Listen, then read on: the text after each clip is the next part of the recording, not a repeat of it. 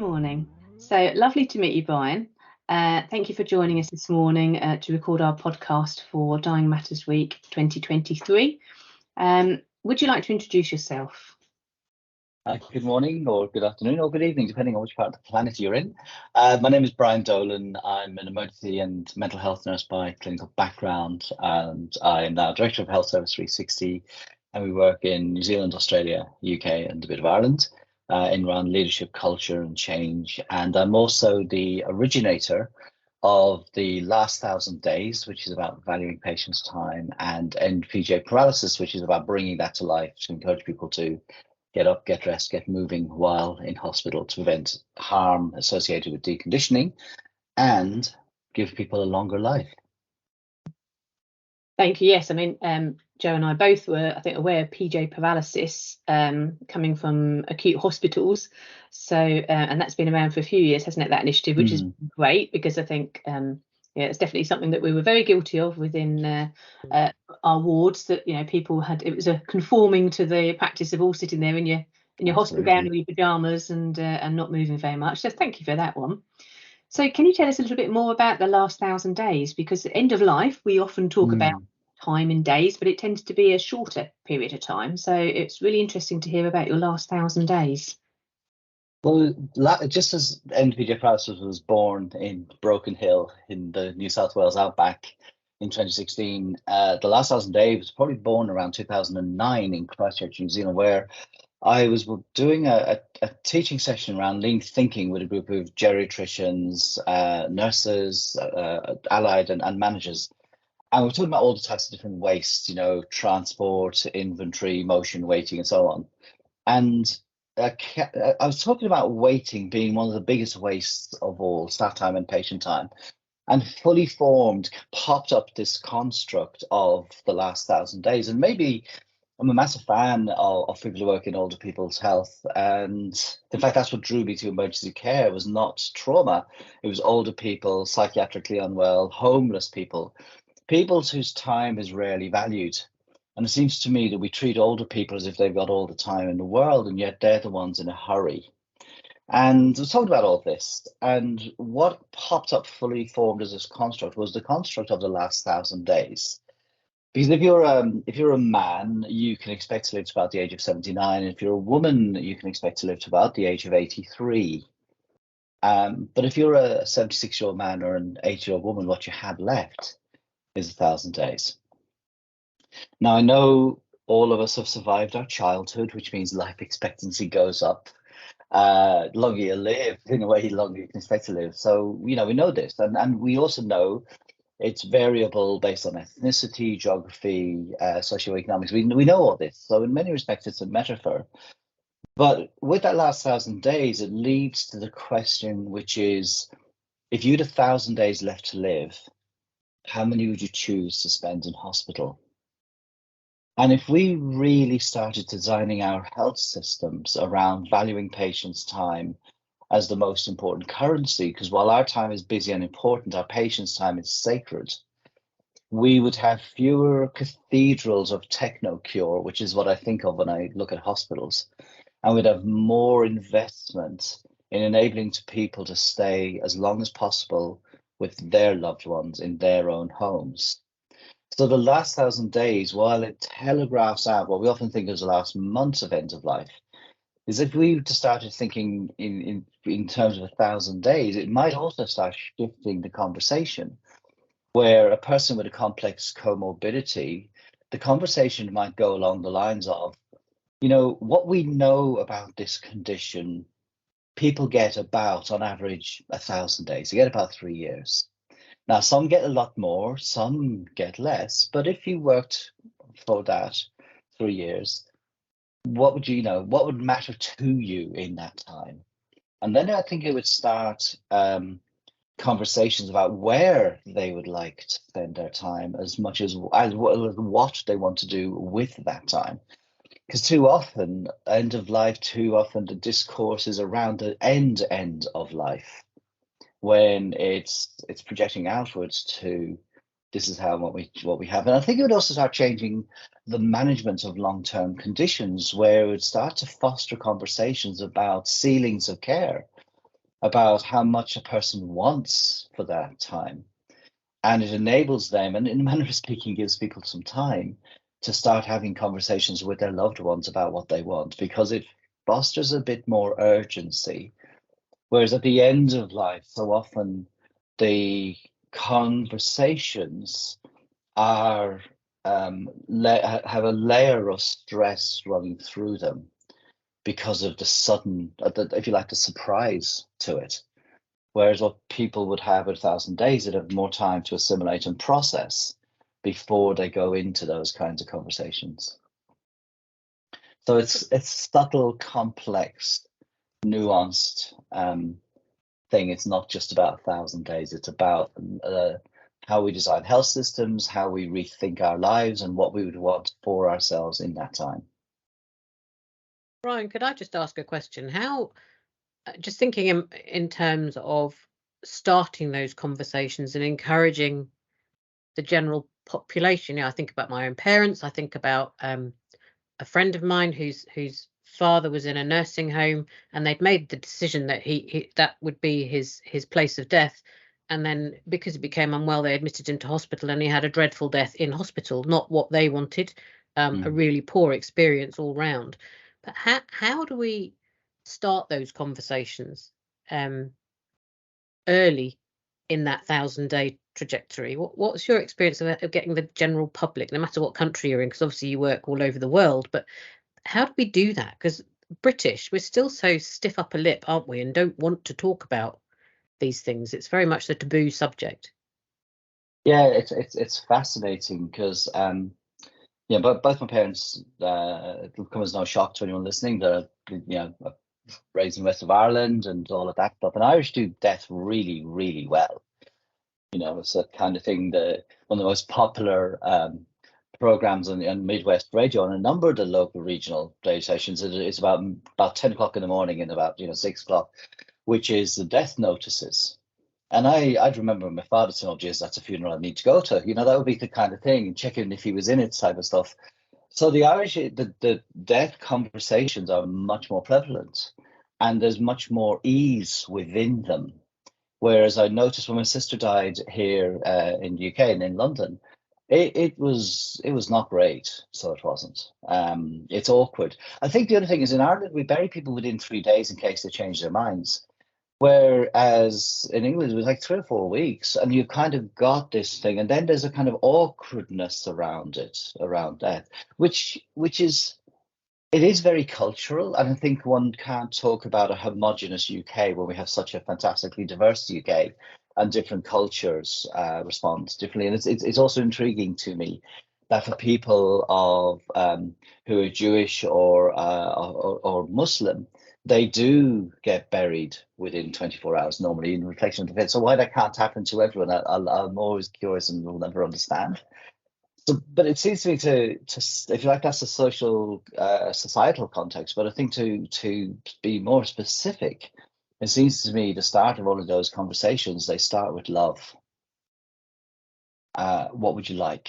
What would you like for you? And then working in your case, with your care, your dad, a care home, having a conversation with the care home, which is, if he gets really, really sick and we know he's dying, we don't want him to be. Now, that's not the same as refusing intervention. It's not quite the same thing. It's about what is the ceiling of care, what is wanted for those persons. That means opening up to the conversations, but manifestation of love is also about how do you deal with death. And in many respects, it's kind of talking about dying is one of the most loving things you can do for somebody. The wonderful Dr. Catherine Mannix has got this fantastic paragraph in her book, With the End in Mind, which is a book I only wish I was there when my dad died in 2004. But she's got this beautiful thing about there's only 2 days in our lives which are less than 24 hours, like bookends, marking the end of our lives. The first we celebrate every year, and the second one is a reminder of the preciousness of life. And I think is just as we celebrate birthdays, we should also be acutely mindful that, on this call today, there's people who are getting up this morning in our towns and cities all over the world, our villages, who won't see tonight. And many of them don't know that yet. And what's important is that it shouldn't come as a surprise of what we should do. And that's that conversation starts, I think, with love. I raised the issue of the British stiff upper lip, but of course, as you say, we're such a multicultural society now in the UK. There are so many different views, opinions, thoughts, different ways and cultures of people raising these conversations. But the thought of it all starting with love, I found really quite profound. So that's really helpful for me. Thank you, Brian, for using that as an analogy, because you're absolutely right. Thank you. It's kind. We spoke about that. I was going to say, we spoke about that yesterday, didn't we, Brian, about the Queen and about her. And you remember it better than I could, around about the reason we grieve is because we loved. What was it? What was the exact saying? So she said once that the price of love is grief, if you will, you know. And I wrote a piece in my LinkedIn, which I was quite struck after doing posting, then transferred out to my LinkedIn page, and I was quite struck just how many thousands of views it got, because Prince Philip died on what was my birthday, and still is, the 9th of April. And, you know, we think about it, we talk in language about, oh, they had a good innings. And I think in a way that diminishes the intensity of loss, because no matter how long you've been with someone, I think we were married for 73 years or something extraordinary. It denies the role of the heart in loss, because no matter how old you are, it still comes as a shock. But also it diminishes the sense of grief because somebody's been around for less time. It doesn't mean that only less loved. And, you know, when it comes to resuscitations in emergency departments, nobody would ever entertain the thought of not allowing the parents of a young child in resus to be present.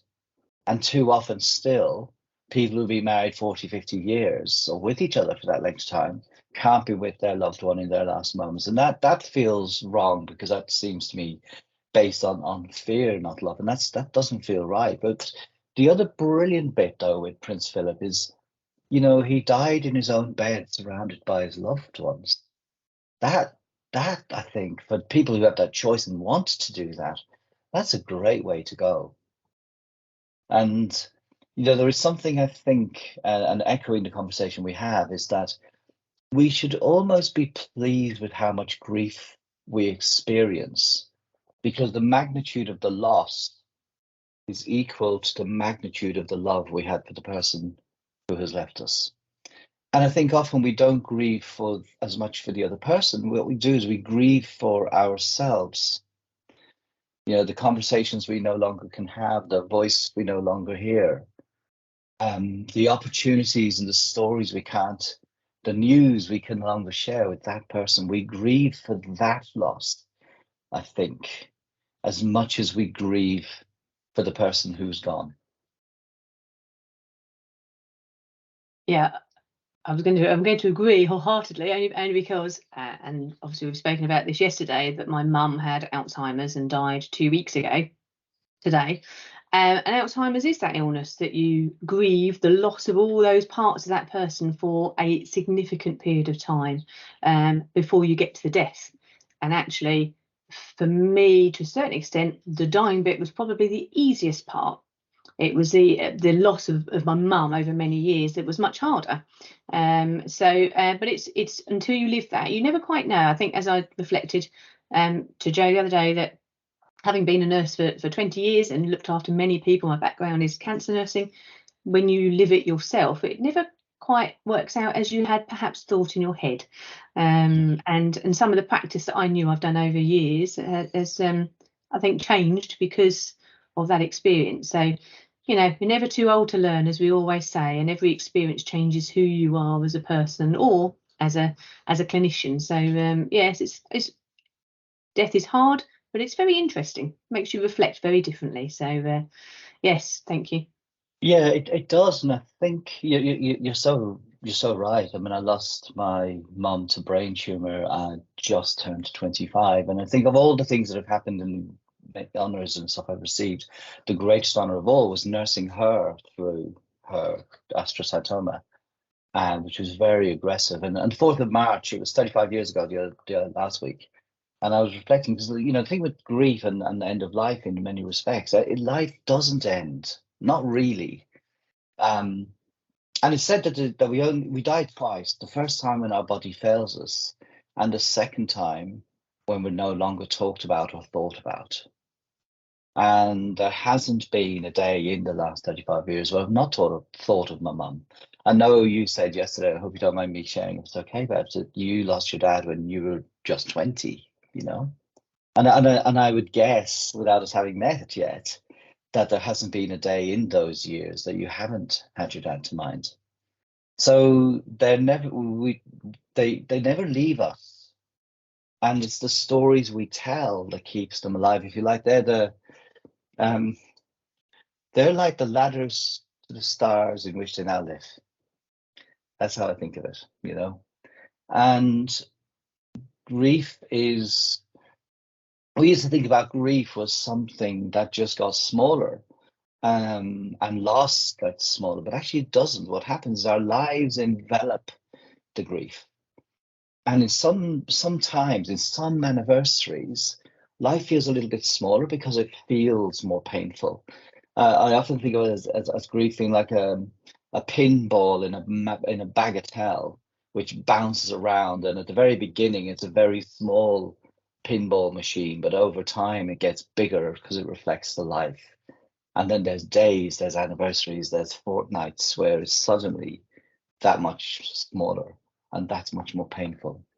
And you can't ping and you can't predict. Like I said, 35 years ago, and I was in the Beaumont in Dublin, where they were draining what they could of her astrocytoma, which at that point was the size of a tangerine. And the registrar coming out saying, look, there's very little we could do. We could try and drain, and processing that. And the fantastic care by the clinical team in the Beaumont in neuro ICU and stuff like that. Because I think what we underestimate is how much we are memory makers for everyone else, for good and ill. And we sometimes may forget our patients and their families. They don't forget us because the experience are hyperacute in those moments. The memory-making facility, if you like, is super sensitized. So the least little thing actually feels much more intense because the feelings are that much more intense. But I know this, my just as Queen, to echo her again, she spoke about, I think it was in 1994, was her Annus Horribilis, the Windsor Castle catching fire, the breakup of Diana and Charles' marriage, and one thing and another. And 2004, if you will, was mine because my auntie, my uncle, and my father and others all died within the same year. But I remember a few months before Dad died, his brother, to whom he was very close, he died of leukemia, Uncle Matty. And I was talking to my cousin Siobhan. She says, mentally you prepare for it, but when it happens, it is still a massive shock. And for my dad at the funeral, towards the latter end, because he died at the end of October on Halloween Day, he sitting in the car with him, it felt it was like a rehearsal to his own funeral, and that made it really, really tough as well. So those moments, I think, stay with you. And I think for people at the end of life, I think it's important we lean into the discomfort that we are hyper visible, hyper present in people's lives in a way that in a different kind of environment, maybe less so. But we are, in the end, memory makers. And it's our job to make that a good one. That's a really profound way of, I mean, clearly as a nurse, like Bev, I've been nursing Brian for 40 years nearly. And of course, I think in the back of your mind, you're aware of that. But that bit about being the memory maker for those families, every little thing that you do or you say, they don't forget, do they? No. Because as you say, that moment in time for them is really acute and they're very hypersensitive. And I sometimes think if we can, how can we empower clinicians to be more aware of that? And sometimes the odd thing they might say, or the thing that they don't say, or don't do, or do that has a negative impact on the family, can change, can't it? It can change their experience of end of life quite dramatically, to being a good experience or a really bad experience. Yeah, you're right, and I'm not sure it's about empowerment as awareness. And I think one of the things that you alluded to it earlier, Bev, but I think made it quite clear, death changes you. And although it's the last thing I'd wish on anyone else, anyone would wish on anyone else. I was, done my psych nursing. I in the west of Ireland fancied a bit of foreign travel, so moved to England, did my general at St Mary's, working in an emergency department, was right. But as I was finishing my training, and Mary's were fabulous the way they looked after us. I went away to look after Mum, then came back to work, after a little while. But it changed me as a nurse, that experience. I was, if you like, a new general nurse as well as psych nurse then. And how I interacted, particularly following unsuccessful resuscitations. It changed. And I'd like to hope I was reasonably compassionate and decent anyway, but I think it changed me to be even more compassionate and sensitive because I had lived that suffering. In fact, I was living it in '88, and it was tough. And I hated when Sundays I hated because she died on a Sunday. So I dreaded working Sundays because it wasn't unusual in a busy London emergency department to have somebody die. That just wasn't unusual. What was really tough was seeing women who were my mum's age dying because it was very, very raw. And you don't forget the feelings, even now. No, and as Joe said, I mean, it's very hard. Like I say, you don't wish anybody to go through the experience of it because it's very hard to articulate what that means. And as much as co-production and working with people and hearing patient stories is such an integral part of the NHS nowadays, it's still different, isn't it? And it's very hard to get people to understand that. And over time, that experiential learning and that both with your patients and what you do at work and your own private life just changes. But unfortunately, that just comes generally with age and time, doesn't it? It's not something that can be hastened. So there are, some pleasures of getting older in some way, that you collect all that experience to put together into being hopefully the best version of yourself. So no, that's great. So we talked about the last 1,000 days initially and sort of touched briefly on that. And I just wondered if there was more, because something within palliative and end of life care is very much around advanced care planning and getting people to prepare for the worst but hope for the best type scenario, because obviously if we don't have the opportunity to think about it and to make plans, and we know that obviously people can find it very distressing when it's then out of their control to be able to think ahead and to plan what would be best for them. So any other sort of musings, I guess, on that sort of within your experience around that last 1,000 days, or stories that you can share around that? Well, I think one of the first and the simplest thing, and this is a campaign that is about to launch, there's been a soft launch of it, originated by Dr. Mike McCabe, an anaesthetist in Worcester. And then Linda Holt, brilliant CEO of Health Service 360, so my boss, an emergency nurse for background as well. Sam Foster, who by the time this goes out will be currently chief nurse in Oxford University Hospital and will be working for NMC, and myself. And what the campaign is simply called "Call Me," because names matter. Because the most beautiful word in any language is the sound of the name you choose. And there's my son Will Dolan with Firewood Pictures does beautiful films and storytelling, and there's a wonderful one. And let's say the launch it'll be called callmebecauseNamesMatter.org. I think is the site, and being built and should be out very, very shortly. But certainly by the time this comes out in May, it'll be available. There's a lovely thing about people, and there's a guy called Fred who goes to hospital. And they always called him Alfred, And he says, nobody calls me that except my mum. And that was usually when I was in trouble.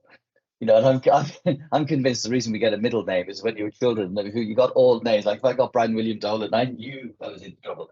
But calling people by their name they choose is really important, especially at the back end. For your dad with Alzheimer's, your mother with Alzheimer's, maybe. That name. Now, my dad was Billy, but when he was in hospital, he was William. That wasn't who he was.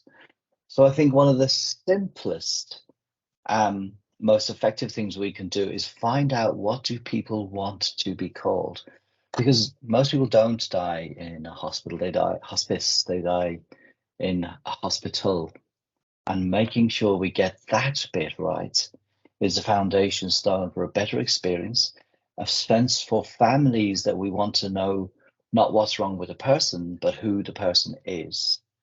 If we get that right, you see 48% of people over the age of 85 will die within 1 year of a hospital admission. And about a third of medical patients are in their last year of life.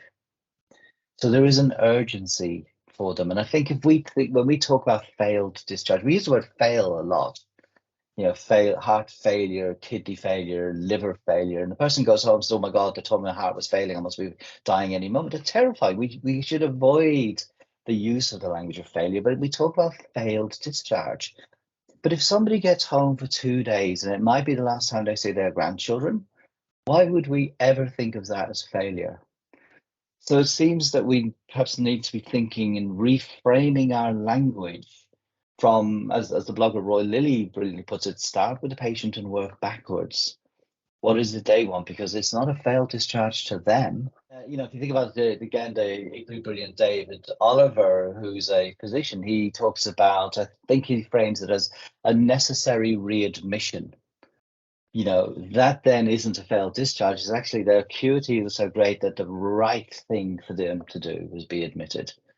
But the language is really, really extraordinarily important. And remember what I said earlier about the hypersensitivity to the experience of the language, stuff like there is a greater sense of acuity of awareness to how stuff is framed.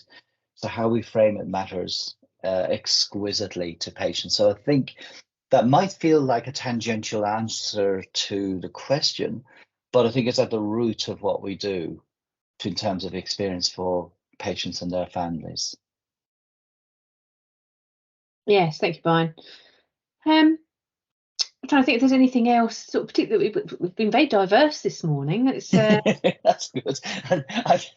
This is just coming out of my head based on There was just one other thing that if I could, just reflecting a little bit, I was watching the news this morning, Brian, and we've talked about the last 1,000 days, and we've talked about preparing for death, but we haven't talked very much about sudden death and the impact that has in terms of loss and grief and bereavement.